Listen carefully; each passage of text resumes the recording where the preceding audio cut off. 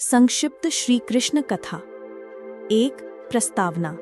धरती पर अधर्म का भार और दिव्य अवतार का संकल्प। द्वापर युग में जब पृथ्वी पर पाप और अत्याचार का भार बढ़ गया, विशेषकर कंस जैसे क्रूर राजाओं के कारण, तब धरती माता यानी भूदेवी गाय का रूप धारण कर देवताओं के साथ ब्रह्मा जी के पास पहुंची और अपनी व्यथा सुनाई।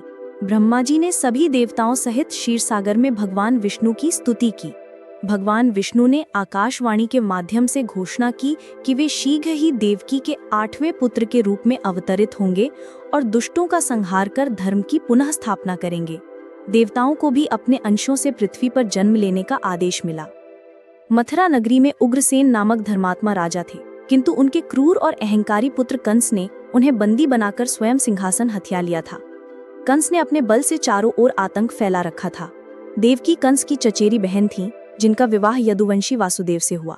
विवाह के समय जब कंस अपनी बहन की डोली उठा रहा था, तभी एक आकाशवाणी हुई, हे कंस, तेरी बहन देवकी का 8वां पुत्र ही तेरा वध करेगा। इस आकाशवाणी से कंस भयभीत और क्रोधित हो गया। उसने तुरंत देवकी और वासुदेव को मारने का निश्चय किया।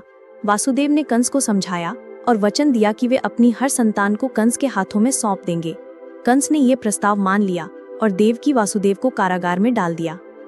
कारागार में देवकी के एक एक करके 7 पुत्रों का जन्म हुआ और कंस ने निर्दयता से उन सभी को मार डाला। 7वीं संतान के रूप में शेषनाग का अंश बलराम देवकी के गर्भ में आए, किंतु भगवान की योग माया से वे देवकी के गर्भ से रोहिणी के गर्भ में स्थानांतरित हो गए, जो गोकुल में नंद बाबा के यहाँ रह रही थीं। इस प्रकार बलराम का जन्म गोकुल में हुआ। 2. भगवान श्री कृष्ण का जन्म और गोकुलागमन।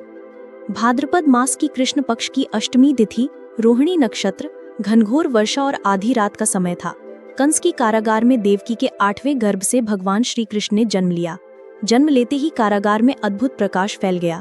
भगवान चतुर्भुज रूप में प्रकट हुए, हाथों में शंख, चक्र, गदा और पद्म धारण किए थे। उन्होंने देवकी और वासुदेव को अपने वास्तविक स्वरूप का दर्शन दिया और आदेश दिया कि वे उन्हें गोकुल में नंद बाबा के घर छोड़ आएं और वहां यशोदा के गर्भ से जन्मी कन्या को यहाँ ले आएं। भगवान के आदेश पर कारागार के द्वार स्वयं खुल गए। पहरेदार गहरी नींद में सो गए और वासुदेव की बेड़ियां खुल गईं। वासुदेव कृष्ण को एक टोकरी में रखकर यमुना नदी की ओर बढ़े। यमुना उफान पर थी, किंतु वासुदेव के उतरते ही यमुना ने स्वयं मार्ग दे दिया और शेषनाग ने अपने फन से शिशु कृष्ण पर वर्षा से छत्र बना दिया। वासुदेव सकुशल नंद बाबा के घर पहुंचे, जहां यशोदा गहरी नींद में थी। उन्होंने कृष्ण को यशोदा के पास लिटा दिया और उनकी नवजात कन्या को लेकर वापस मथुरा कारागार लौट आए। कंस को सूचना मिली कि देवकी के 8वें पुत्र का जन्म हुआ है। वह तुरंत कारागार पहुंचा। देवकी की विनती करने पर भी उसने कन्या को छीनकर पत्थर पर पटकने के लिए उछाला, किंतु वह कन्या उसके हाथों से फिसलकर आकाश में उड़ गई और योग माया यानी दुर्गा देवी के रूप में प्रकट हुई। उन्होंने कंस से कहा, हे मूर्ख, मुझे मारने से क्या होगा? तेरा काल तो गोकुल में कहीं और जन्म ले चुका है। यह कहकर योग माया अंतर्धान हो गई। कंस भयभीत हो गया और उसने तुरंत आदेश दिया कि उसके राज्य में जन्मे सभी नवजात शिशुओं को मार दिया जाए। 3. गोकुल और वृंदावन में बाल लीलाएं, नटखट कान्हा और असुरों का संहार। गोकुल में नंद बाबा और यशोदा मैया के घर कृष्ण का पालन पोषण बड़े लाड़ प्यार से हो रहा था। वे अत्यंत नटखट और चंचल थे। माखन चुराना, गोपियों के मटके फोड़ना, अपने सखाओं के साथ शरारतें करना उनकी रोजमर्रा की आदत थी। यशोदा मैया अक्सर उनकी शिकायतें सुनती, डांटती, किंतु कृष्ण की मोहक मुस्कान के सामने उनका गुस्सा पल भर में पिघल जाता था। कंस को अभी भी भय सता रहा था, इसलिए उसने कई राक्षसों को कृष्ण को मारने के लिए गोकुल में भेजा। पूतना मोक्ष। कंस ने पूतना नामक राक्षसी को भेजा, जो सुंदर स्त्री का रूप धारण कर बच्चों को विषैला दूध पिलाती थी। पूतना कृष्ण को गोद में लेकर दूध पिलाने लगी, किंतु कृष्ण ने उसके प्राणों को भी चूस लिया। पूतना अपने वास्तविक रूप में आकर मर गई और कृष्ण ने उसे मोक्ष प्रदान किया। शकटसुर वध और तृणावर्त वध। कृष्ण ने अपने छोटे से पैर से शकटसुर रूपी गाड़ी को तोड़कर उसका वध किया। इसके बाद तृणावर्त नामक बवंडर राक्षस ने कृष्ण को उठाकर आकाश में ले जाने का प्रयास किया, किंतु कृष्ण ने स्वयं को इतना भारी कर लिया कि वह राक्षस उन्हें संभाल नहीं पाया और नीचे गिरकर मर गया। वत्सासुर, बकासुर और अघासुर मोक्ष। कृष्ण ने बछड़े, बगुले और विशालकाय सर्प का रूप धारण करने वाले इन राक्षसों को पहचान लिया और उन्हें खेल खेल में ही मारकर अपने सखाओं और गायों की रक्षा की।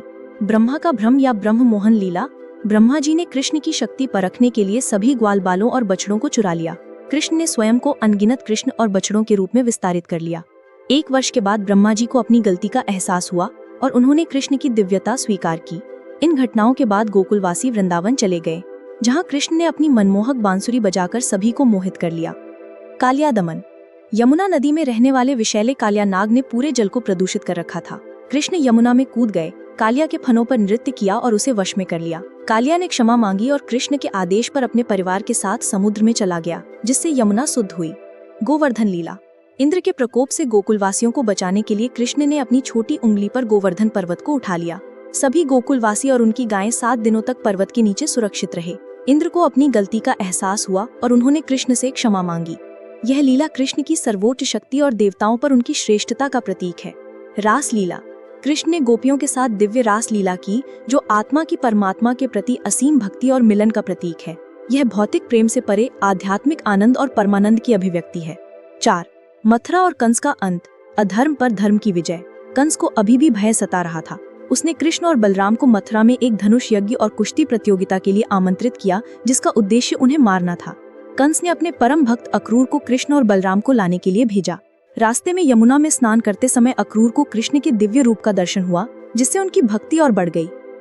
मथुरा में प्रवेश करते ही कृष्ण ने अनेक लीलाएं की। उन्होंने कंस के महाशक्तिशाली राजकीय धनुष को तोड़ दिया। उन्होंने एक अहंकारी धोबी को मारकर वस्त्रों का अपमान का बदला लिया और एक गरीब फूल बेचने वाले सुदामा तथा एक कुबड़ी दर्जी कृवक्रा को आशीर्वाद देकर उन्हें सुंदर और धनवान बनाया। प्रतियोगिता के दिन कंस ने अपने विशाल हाथी कुवलाया पीड़ को प्रवेश द्वार पर तैनात किया, जिसे कृष्ण को कुचलने का आदेश था। कृष्ण ने अपनी शक्ति से हाथी को मार डाला। इसके बाद वे अखाड़े में प्रवेश किए। कंस के बलशाली पहलवान चाणूर और मुष्टिक ने कृष्ण और बलराम को चुनौती दी। कृष्ण ने चाणूर को और बलराम ने मुष्टिक को मार कर डाला। अंत में कृष्ण ने सीधे कंस पर छलांग लगाई। उन्होंने कंस को बाल पकड़कर सिंहासन से नीचे खींचा, उसे अखाड़े में घुमाया और अंत में भूमि पर पटक कर मार डाला। कंस की मृत्यु से मथुरा भय मुक्त हो गया। देवकी और वासुदेव कारागार से मुक्त हुए और अपने पुत्रों से मिले। कृष्ण ने कंस के पिता उग्रसेन को पुनः मथुरा के सिंहासन पर बैठा दिया।